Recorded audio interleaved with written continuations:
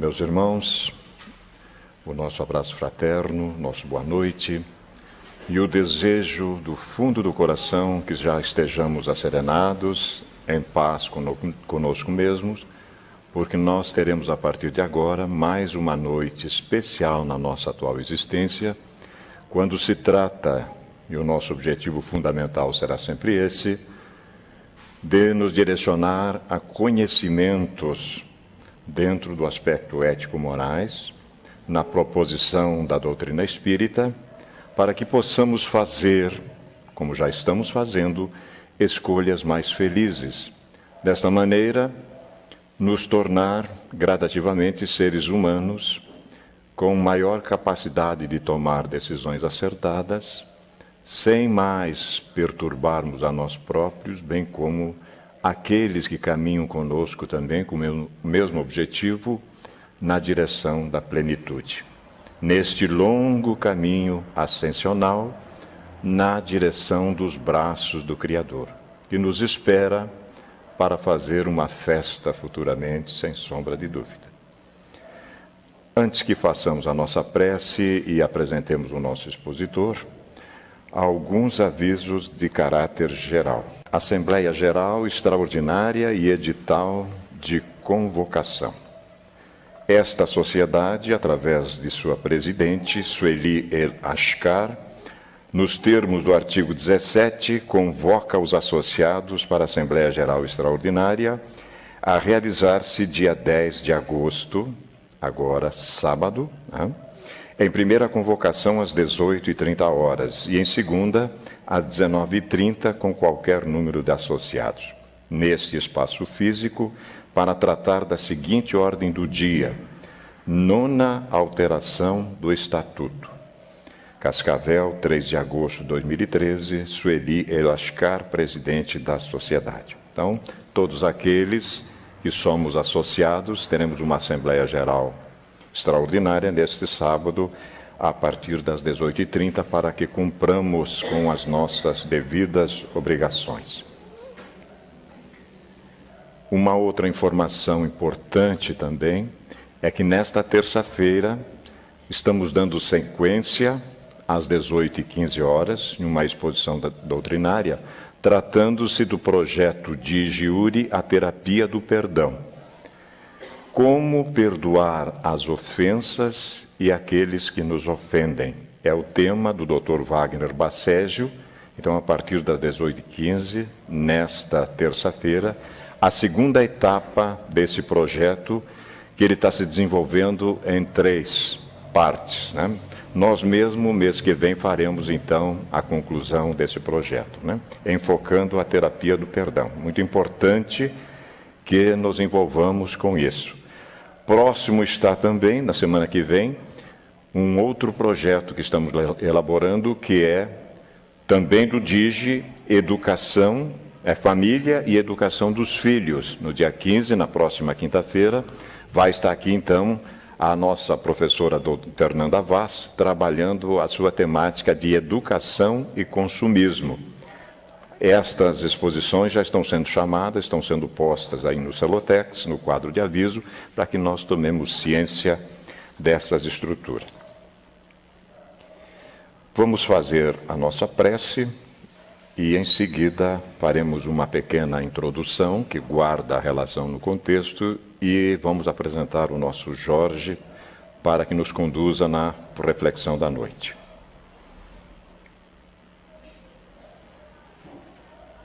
Mestre que ilumina nossas vidas, muito felizes estamos mais uma vez, porque temos outra possibilidade que esta existência física tem nos oferecido sobremaneira, para que envidemos todos os esforços possíveis na busca desse conhecimento extraordinário que nos alçará brevemente a dias de harmonia e de paz no nosso caminho evolutivo. Temos consciência plena de que no passado não nos ajustamos corretamente com as leis sábias e justas do Pai Criador. Mas agora despertamos para essa realidade e estamos realmente envidando todos os esforços possíveis para queimarmos essas etapas, acelerando o nosso processo de redenção e, mais dia menos dia, quando retornarmos para a nossa casa de origem, possamos fazê-lo em condições mais favoráveis. Abençoa-nos, Senhor da vida, nesta noite, que vossos benfeitores espirituais nos envolvam em carinho e ternura, bem como nosso facilitador, para que inspirado seja e que a sua mensagem guarde profunda ressonância nos nossos corações. Que assim seja, Senhor. O Jorge vai trabalhar na noite de hoje a temática da solidariedade. A benfeitora Joana de Ângeles, no bojo da sua obra, ela conceitua a solidariedade. Muito interessante. Trouxe aqui esse conceito pequeno, mas muito profundo, porque o Jorge depois vai ampliar isso para nós. Ela diz que a solidariedade abarca todos os seres sencientes. É um termo que significa tudo que tem vida, inclusive a natureza nas suas variadas manifestações. Nessa amplitude dos sentimentos surge a necessidade da integração de cada um no organismo geral, sem a perda da sua individualidade. Nos pareceu, à primeira vista, realmente, assim, uma coisa para que a gente vá meditar. Mas, tornando em miúdo mais simples, a gente se pergunta muitas vezes: será que nós já somos solidários ou continuamos na vida, na existência, apenas solitários? É uma coisa para que a gente reflita e que o nosso Jorge vai nos dar uma nuance maior sobre esta questão. Vamos ouvi-lo.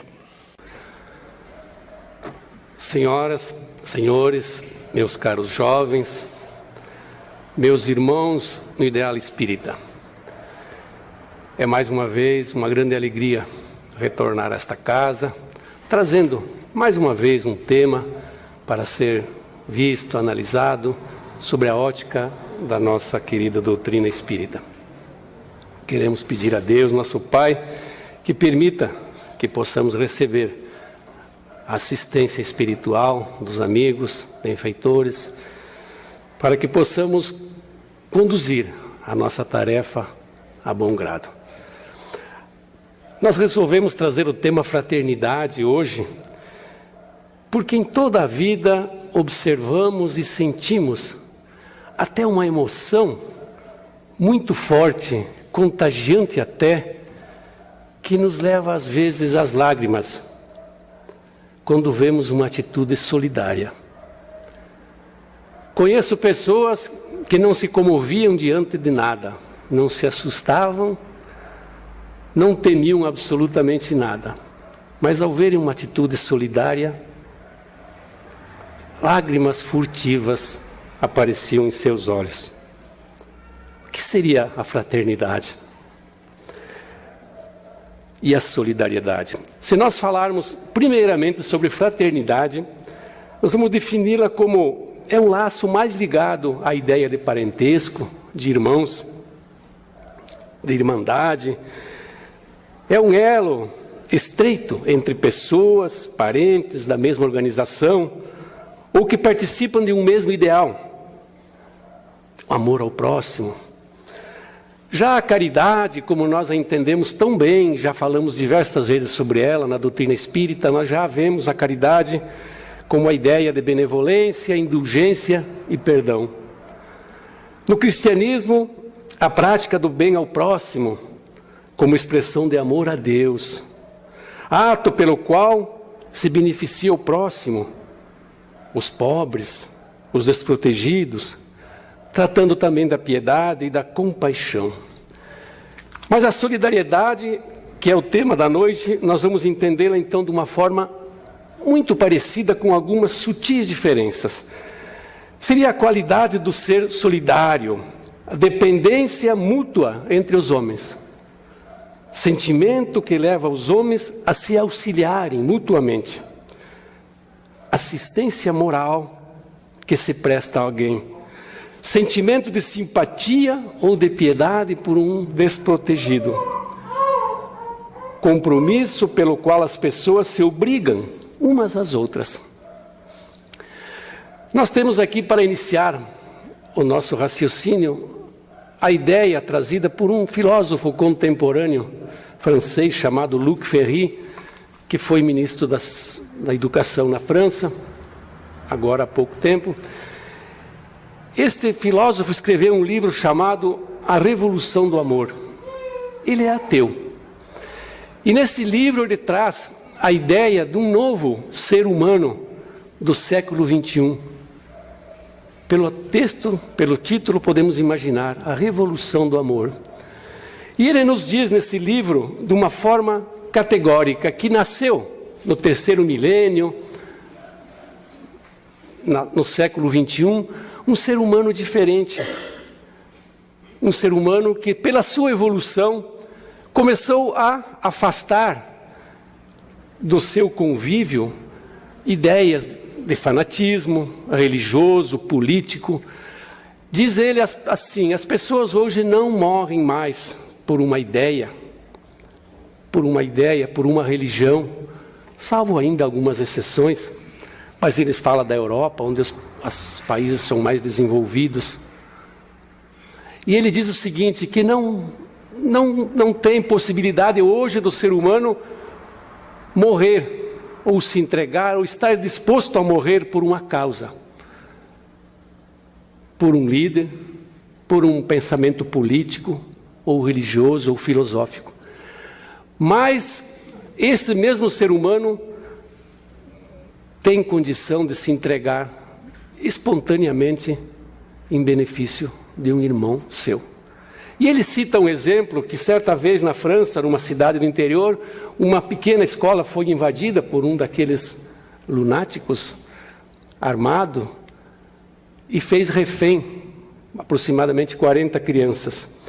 Ele disse que nesse dia, mais ou menos 10 pessoas se apresentaram, voluntárias para entrar, substituindo alguma criança que pudesse sair, sem que tivessem parentesco, envolvimento nenhum, apenas por um ato de solidariedade humana.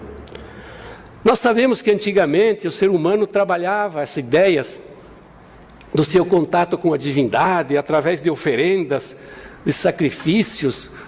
Era um pensamento totalmente diferente que não cabe mais hoje nesse ser humano que tenho diante de mim, evoluído, vivendo o século XXI e o terceiro milênio. Nós sabemos que hoje também não há mais lugar para preconceitos, para ideias de castas, de famílias. A gente sabe hoje pelo Espiritismo que nós todos somos pessoas absolutamente diferentes, embora iguais na essência, na sua origem, mas diferente pelo fato como desenvolvemos a nossa evolução. E cada um de nós vive uma experiência única, um universo à parte. Portanto, não existe nenhum motivo para que tenhamos preconceitos, porque nós não somos assim, nós estamos assim. Então, costumo dizer, se hoje nós vemos esse nosso irmão, que às vezes empurrando o seu carrinho de papelão, agora mesmo à noite via um deles, com uma força descomunal, aquele carrinho enorme, atrapalhando a nossa passagem com o nosso bom carro. Esse nosso irmão não merece piedade, merece o nosso respeito, porque ele está resgatando um momento da sua vida, uma fase. Ele está eliminando dali problemas que ele teve no passado. E cumprida essa fase, provavelmente estará muito além ou muito acima da nossa própria condição. Então, todo o respeito, nós devemos entender, como disse Gabriel Garcia Marques, que o homem só tem o direito de olhar o outro de cima para baixo quando está ajudando a levantar-se. Então, nada de preconceitos, nada de ideias preconcebidas. Mas aqui nós vamos partir para um pensamento que eu vou trazer para a reflexão de nós todos. Se nós imaginamos que nós estamos aqui para cumprir uma fase, um resgate, um crescimento, uma evolução. Então eu vejo uma pessoa, um irmão meu, ao meu lado, um familiar, um amigo, um conhecido, que está passando por dificuldades de diversas formas, pode ser financeira, pode ser de saúde, pode ser de muitas formas. E eu percebo que ele está, através dessa dificuldade, resgatando algo importante do passado, da sua vida. Aí eu pergunto para vocês, eu devo ajudá-lo nesse momento? Eu não estaria atrapalhando o seu resgate? Eu não estaria facilitando a sua prova? Talvez tirando o benefício ou mérito que ele teria através desse fato? A pergunta é capciosa, é interessante. Mas aqui nós vamos encontrar, e eu fui buscar no livro Evangelho segundo o Espiritismo, uma comunicação que eu achei fantástica. E eu trouxe, e vocês me permitam, que para que eu não cometa nenhum erro, eu quero ler uma boa parte dela para vocês. A comunicação é de um espírito chamado Bernardino, um espírito protetor, e ele deu essa comunicação em 1863, lá na França. E aí, a pergunta é o seguinte, foi feito, deve-se pôr termo às provas do próximo? Nós temos esse direito de influir? Às vezes até, um parênteses aqui, essa pessoa com quem supostamente falamos que estava diante de uma prova, nós às vezes conhecemos o seu pregresso, o seu passado, e percebemos que aquela prova é justa. Porque se ele teve numa ocasião valores financeiros e dinheiro, e eu até me incluo nessa categoria, e depois perdeu tudo, às vezes as pessoas podem dizer, não soube fazer uso, não estava usando bem os seus recursos, não foi probo, cuidadoso, mereceu perder. E às vezes nós ficamos assim, eu devo ajudá-lo ou não? Esse foi um problema de saúde, mas ele era tabagista, ele bebia, ele fazia festa a noite inteira, era desregrado completamente, de repente o vemos com uma doença. Mas será que eu devo contribuir? E aqui vai a resposta, que é muito interessante. Deve alguém pôr termo às provas do próximo, quando o possa, ou deve, para respeitar os desígnios de Deus, deixar que ele siga seu curso? A resposta do Espírito Bernardino.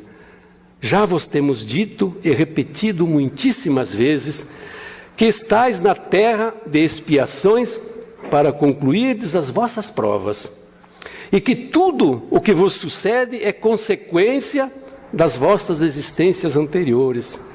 São os juros da dívida que tendes de pagar.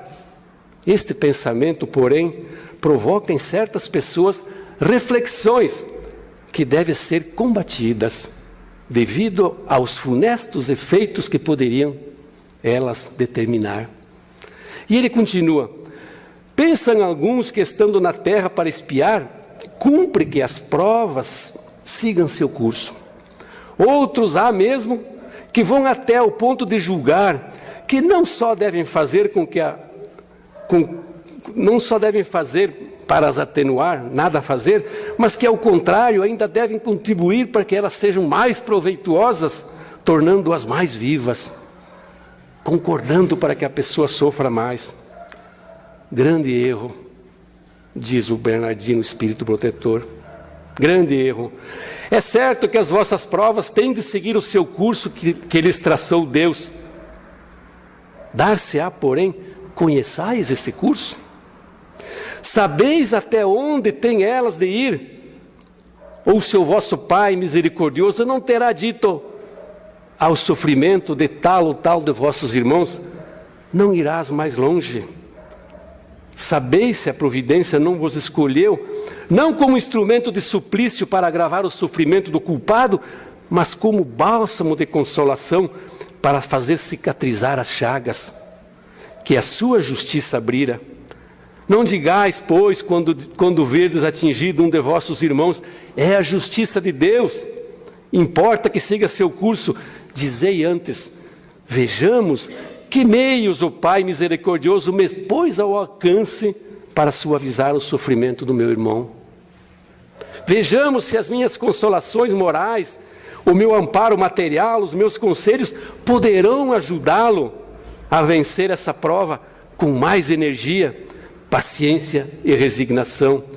Vejamos mesmo se Deus não me pôs nas mãos os meios de fazer com que cesse o sofrimento, se não me deu a mim também como prova, como expiação, talvez, deter o mal e substituí-lo pelo bem. Ajudai-vos, pois, diz o Espírito Bernardino, sempre, mutuamente, nas vossas respectivas provações, e nunca vos considereis instrumentos de tortura. Contra essa ideia deve revoltar-se todo homem de coração, principalmente todo espírita.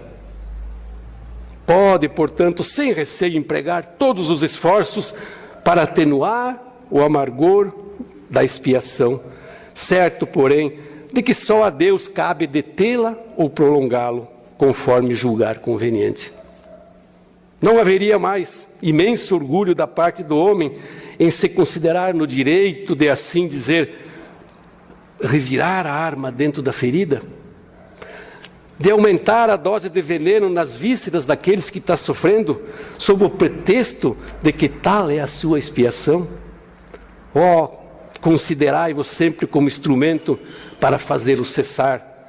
Resumindo, todos estáis na terra, diz o Espírito Bernardino, para expiar.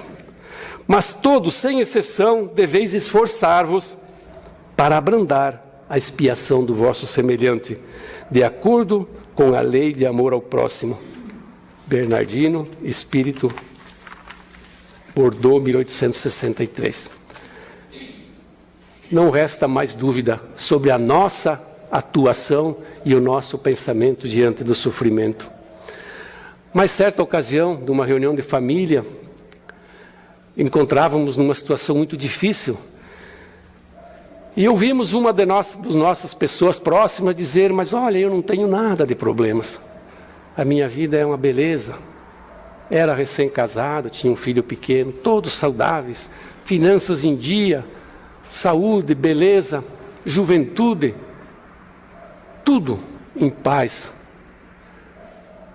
Na hora eu sentia que alguma coisa precisava ser dito, que talvez aquilo não podia ser considerado dessa forma, que a pessoa pudesse se omitir, e não me ocorreu uma resposta. Dias depois, lendo um livro, encontrei uma frase que me devolveu, e eu me reportei a essa pessoa e lhe transmiti. E a frase é do médico Albert Schweitzer, um europeu que foi montar um hospital na África para atender desamparados toda a sua vida. E ele disse uma frase maravilhosa. Ele disse que aquele a quem o sofrimento pessoal é poupado, ele deve sentir-se chamado a diminuir o sofrimento dos outros. Não ser omisso. Nós temos alguns exemplos interessantes no nosso dia a dia. Esses dias viram a reportagem na televisão, alguém numa cidade grande, nessas como São Paulo, de grande movimentação, numa praça da Sé, numa hora de muito movimento, uma pessoa é colocada como se estivesse desmaiada no meio da multidão. As pessoas passam e desviam, ninguém deu atenção. Por quê? O medo de comprometer-se, o medo do que seria, por que eu vou fazer isso? Outra ocasião, aconteceu comigo, ia dar uma carona para uma pessoa, se dirigia para o mesmo local, era uma viagem, e no momento me ocorreu, mas e se acontecer um acidente, eu serei responsável? E a vontade era de negar a carona. Por que eu iria me comprometer dando a carona, sendo que eu poderia ser responsabilizado? Noutra ocasião, um restaurante tinha umas sobras imensas de comida, e eu perguntei: que bom, você consegue levar isso lá no asilo, lá onde as crianças precisam? Ele falou: não, eu não levo, porque pode dar algum problema na alimentação e eu serei responsabilizado. Pode ocorrer uma inflamação qualquer, estomacal, uma disenteria, uma contaminação, e eu serei responsabilizado. Não, esse alimento vai fora, não posso doá-lo. E assim nós vamos vendo exemplos tristes, como a doação de órgãos, que certa vez uma pessoa examinando lá a carteira, dizia doador, a pessoa disse: mas eu não sou doador. Porque eu já vi falar que algumas pessoas às vezes são subtraídas dos seus órgãos antes mesmo de que tenha a morte decretada, finalmente. E eu tenho medo que isso aconteça. E eu pensei, melhor deixar lá para os vermes, que em 3 dias ou 5 dias a natureza se encarrega de incorporar de volta aquilo que lhe pertence, pois esse corpo pertence a essa natureza. E lá voltarão as moléculas de oxigênio, hidrogênio, carbono, de volta para o seu lugar. E nada disso vai fazer diferença. E as pessoas não querem ser doadores. Aí nós vamos ver também outra frase de Carlos Drummond, que eu consigo, às vezes eu gosto de usar essas frases, porque são repositórios de sabedoria, que vem num momento, parece que explicando certas situações e nos dando respostas. E o nosso poetinha nos diz que cada dia me convenço mais, diz ele, de que a nossa infelicidade está no amor que não damos, nas forças que não usamos, e principalmente na prudência excessiva, egoísta, que nada arrisca, e que se protegendo dos problemas, também se priva das alegrias. Então o medo, aquilo que nós pensamos que hoje deixamos de fazer porque pode me comprometer, nos priva, com certeza, de alguns problemas, mas nos privará também de muitas e muitas emoções positivas. Nós temos certa vez Chico Xavier, aquele fantástico ser humano, um empresário paulista, bem sucedido, chegou para ele e falou: Chico, eu tenho tudo na vida.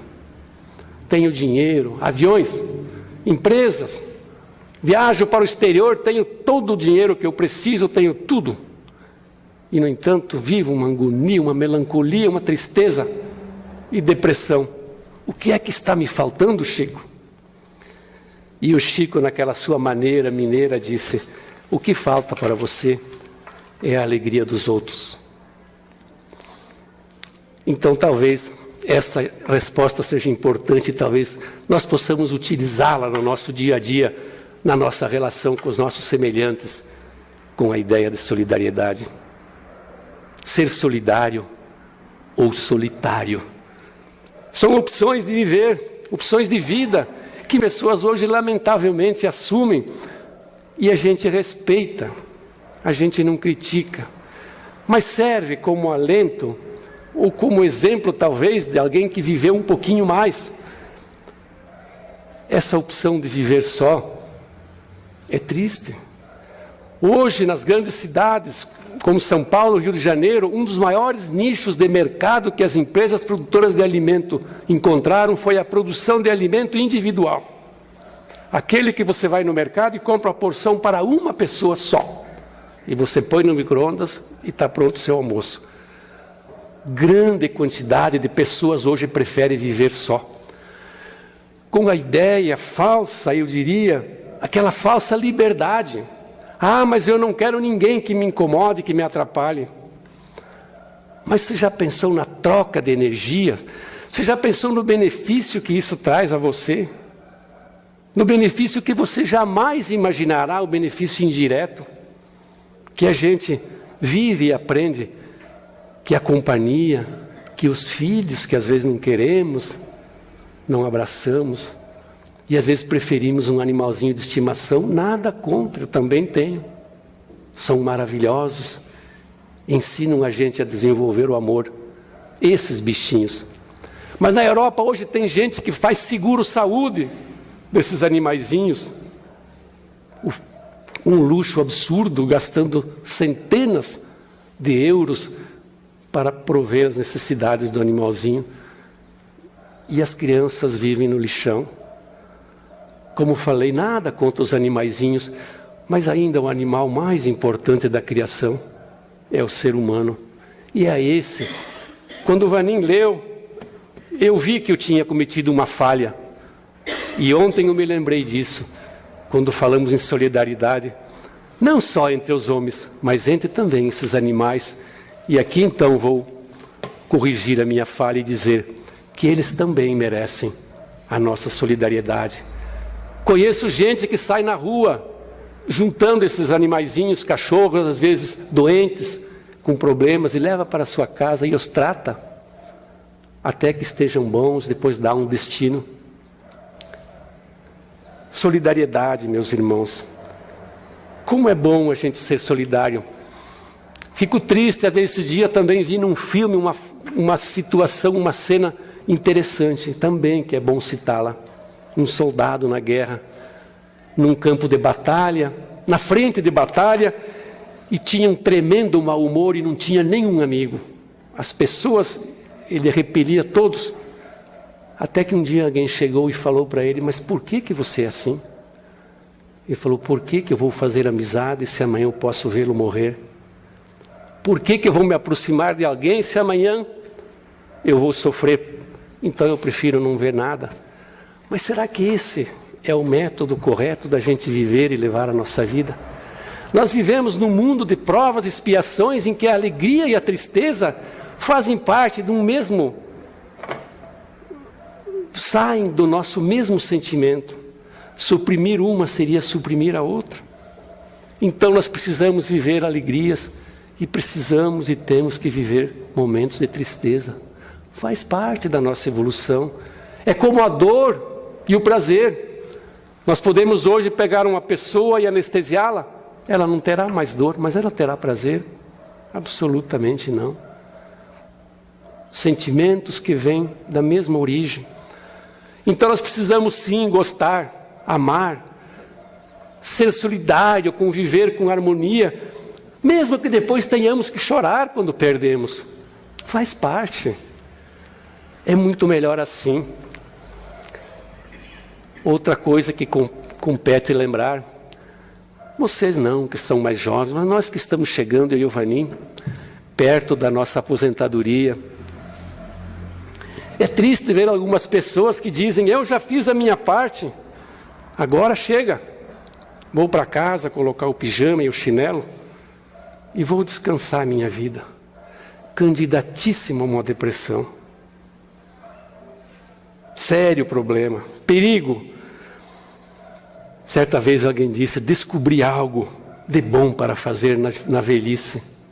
Ser útil. Então, se nós vamos trabalhar, nem que seja para os outros, de preferência que seja para os outros, precisamos continuar com a nossa luta, com o nosso aprendizado, porque nós estamos construindo em nós, nós estamos construindo um futuro que será propriedade exclusiva nossa, e nós temos que construí-lo até o último dia. Se pudermos fazer uma faculdade com 70 anos, vamos fazê-la. Ah, mas não vou aproveitar. Quem disse que você não vai aproveitar?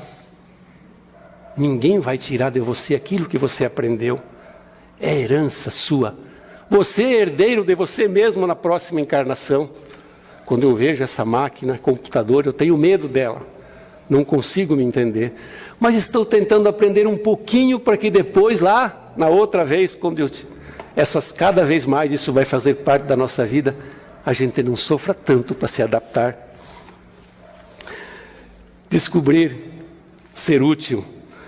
Na questão 679, Kardec pergunta aos espíritos superiores, achar-se-á isento da lei do trabalho o homem que possui bem suficiente para a sua existência?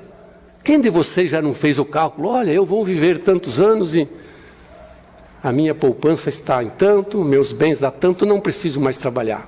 Pronto, vamos, não faço mais nada. Olha a resposta, é bem longa, tirei só um pedacinho conclusivo que diz assim, os espíritos dizem, do trabalho material, talvez. Não falam que sim, falam talvez. Não, porém, da obrigação de tornar-se útil, conforme os meios de que disponha. Então Deus nos deu meios a todos nós para ser útil. Certa vez alguém falou, mas eu não consigo falar em público, eu não consigo.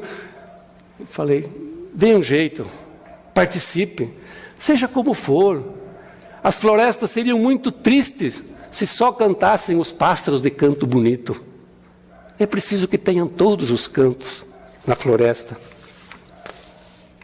Outra parte importante para salientar sobre solidariedade é na hora da tristeza, das grandes tristezas. Não falo dessas do dia a dia, das pequenas perdas, do atraso, do trânsito, das brigas pequenas, familiares.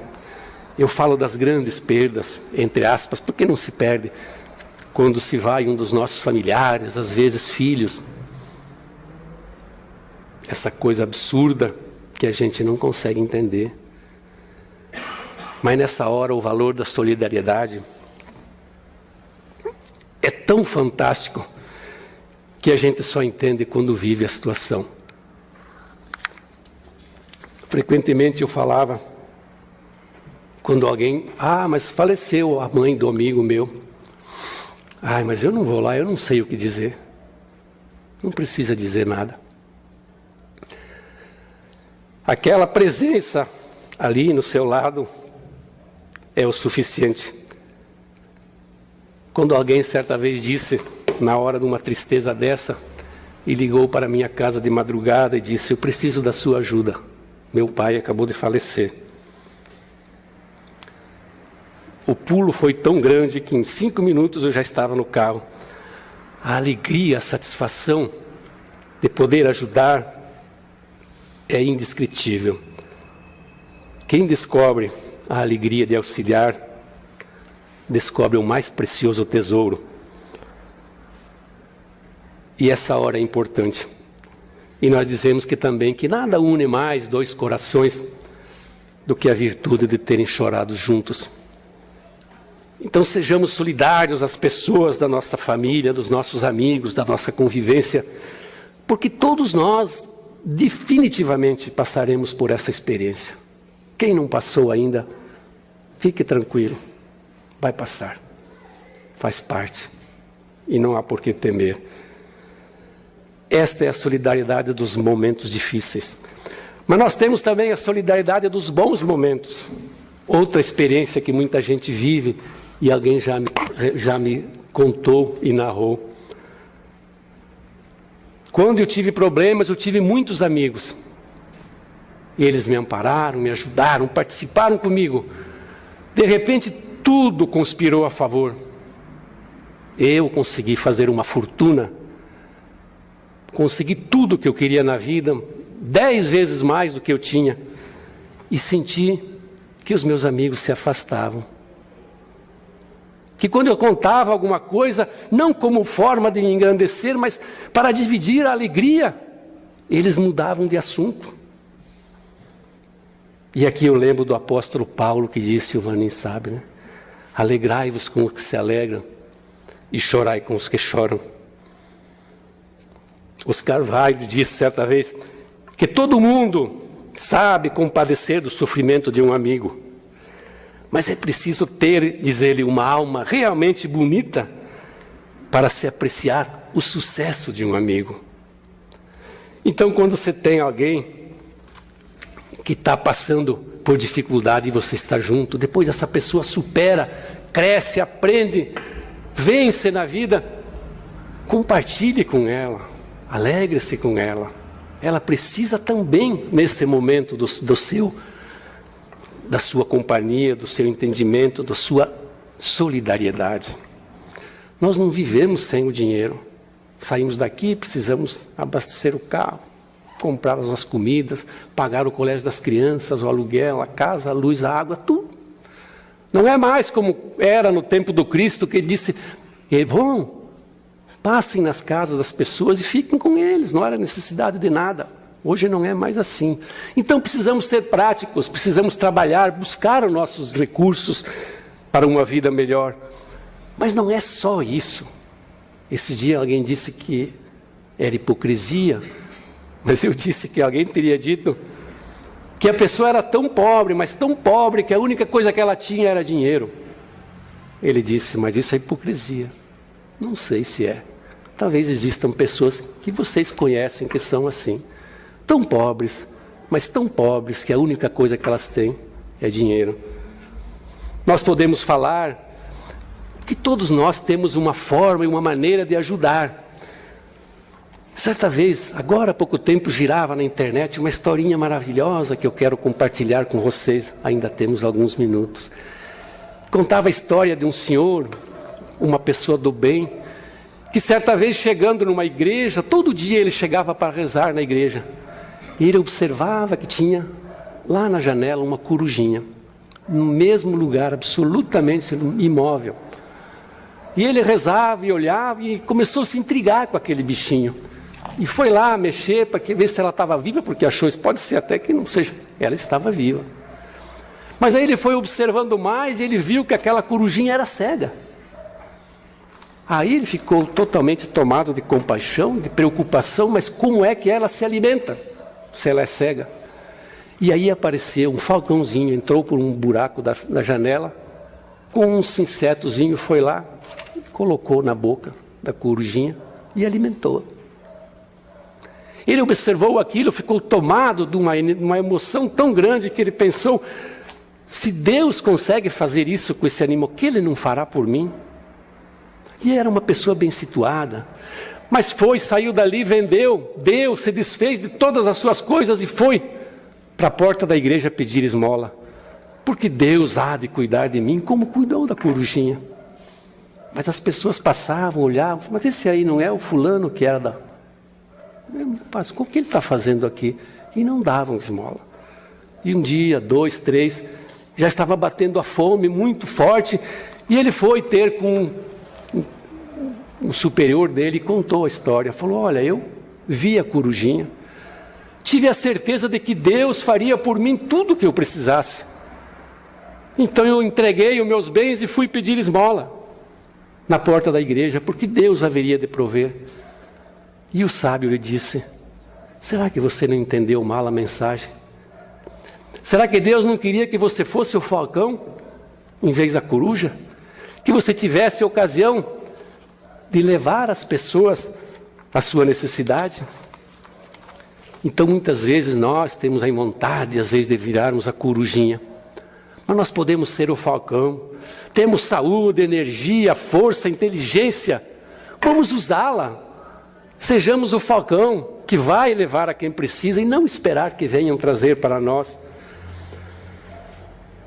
Às vezes a gente vendo a televisão, e às vezes somos críticos da televisão, mas esses dias me penitenciei porque o Vaninho me dizia que a televisão mostra aquilo que as pessoas querem ver. Sou obrigado a dar a razão. Embora continue criticando quando vejo violência, agressão, força, grandes lutas, essas lutas livres agora, desenterradas lá do século I, 2 da era cristã, no Coliseu, vieram renascer agora e trouxeram de volta isso e chamam de os gladiadores do século XXI.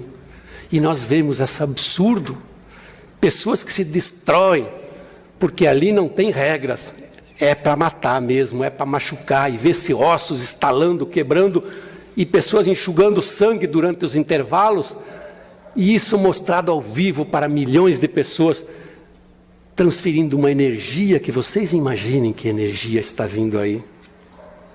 Aí eu lembro daquele que disse certa vez que Deus deu ao homem braços fortes para proteger as crianças e abraçar as mulheres, e não para fazer essa exibição, esses 15 minutos de fama, talvez mudando uma ideia, uma vida toda. Esse homem novo, que nós já trouxemos essa palestra aqui, esse homem do terceiro milênio não pode conviver com isso.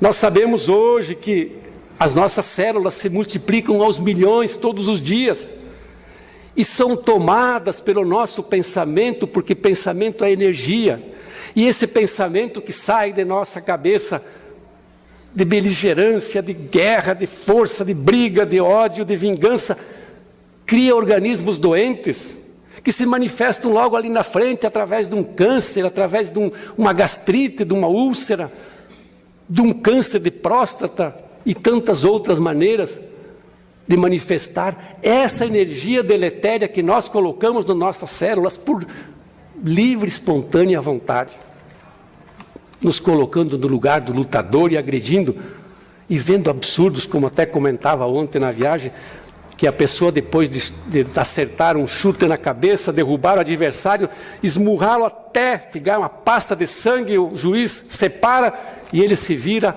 ajoelha e agradece a Deus. Soa aquilo tão terrível. Como poderia alguém, destruindo o seu oponente, um ser humano igual a ele, depois se virar e agradecer a Deus? Será que não tem algo errado nisso? Será que isso está certo? Vamos pensar. Palavras como solidariedade, fraternidade, caridade, paz, amor, harmonia, amizade, carinho, compreensão, construção, são palavras que criam um ambiente bom. Os japoneses já fizeram esse teste e mostraram isso, que a ciência, a física quântica hoje prova, que uma molécula de água colocada diante de um pensamento deletério toma uma configuração. Põe uma música maravilhosa, uma música de Strauss, uma valsa, a configuração muda. Porque é energia. Então, a nossa maior vitória é aquela que não deixa ninguém vencido. E altruísmo, solidariedade, geram energias positivas, vão gerar corpos sadios. Tenhamos essa consciência, tenhamos esse alerta, para depois a gente não dizer que não sabia. Mas, meus irmãos, voltando para o Livro dos Espíritos, Kardec pergunta na questão 799, de que maneira pode o Espiritismo contribuir para o progresso? E os Espíritos benfeitores respondem, destruindo o materialismo, que é uma das chagas da sociedade. Ele faz com que os homens compreendam onde se encontram os seus verdadeiros interesses. Porque os interesses nossos, na sua maioria absoluta, são passageiros, são efêmeros. Se nós temos interesse em comprar alguma coisa, amanhã satisfazemos e vamos ter que procurar outro, aquele já foi. São efêmeros, os verdadeiros interesses. E eles continuam dizendo, com a certeza da vida futura, o homem perceberá melhor que por meio do presente lhe é dado preparar o futuro, abolindo os prejuízos de seitas, castas, cores, e ensinas aos homens a grande solidariedade que há de uni-los como irmãos. Para o Espiritismo, meus irmãos, a solidariedade é um fato que assenta numa lei universal, uma lei da natureza, que liga todos os seres, no passado, no presente e no futuro, cujas consequências ninguém pode subtrair-se, e levará os homens à fraternidade, à tolerância e ao amor. Kardec ensina que há um fluido universal que entrelaça todos os mundos, tornando-os solidários. Os espíritos superiores estão ligados aos espíritos menos evoluídos, exercendo essa lei de solidariedade. Nós todos estamos no meio dessa pirâmide, em algum lugar dela, com pessoas acima e pessoas abaixo.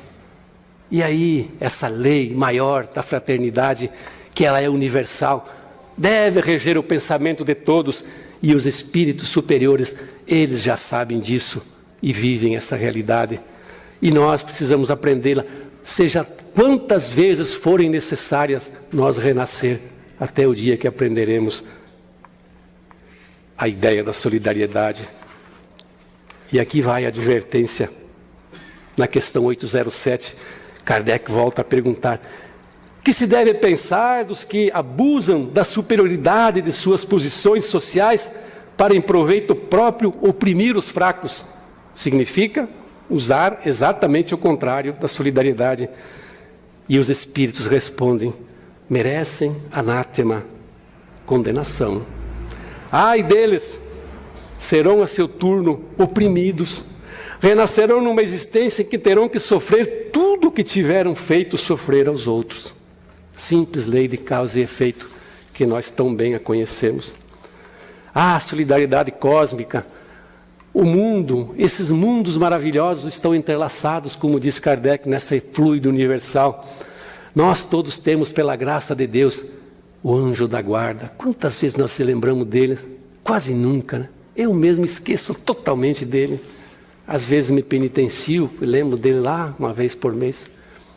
Esse bendito amigo nosso que Deus colocou junto de nós, um espírito muito mais evoluído, está ali nos intuindo, nos ajudando, mostrando os caminhos, e nós às vezes muito rebeldes, não queremos ouvi-lo. E aí Kardec pergunta se eles nos abandonam quando não queremos ouvir. Paulo, não, se afastam, mas deixam a sua liberdade. Mas mesmo de longe, eles estão nos olhando, cuidando, observando. E quando queremos, quando aceitamos a sua ajuda, eles estão aí. E para encerrar, meus amigos, teríamos ainda bastante coisa para falar sobre fraternidade, mas nós temos o nosso tempo esgotado. Para encerrar, nós queremos falar de uma comunicação de Santo Agostinho e São Luís, os dois juntos. Certa vez disseram: homens doutos, instruí os vossos semelhantes. Homens de talento, educai os vossos irmãos. Não imagineis que obra fazeis desse modo, a obra do Cristo, a que Deus vos impõe. Para que vos outorgou Deus a inteligência e o saber, senão para reparti-lo com os vossos irmãos, senão para fazerdes com que se adiante na senda que conduz à bem-aventurança, à felicidade eterna. A felicidade, meus irmãos, é um subproduto da ajuda que nós prestamos aos outros. Solidariedade entre os espíritos, como falamos, de todos os graus de desenvolvimento. Esta lei natural, quanto antes a aprendermos, exercitarmos e praticarmos, mais rápido será o nosso progresso em direção a um futuro bem melhor. Muita paz e muito obrigado pela atenção.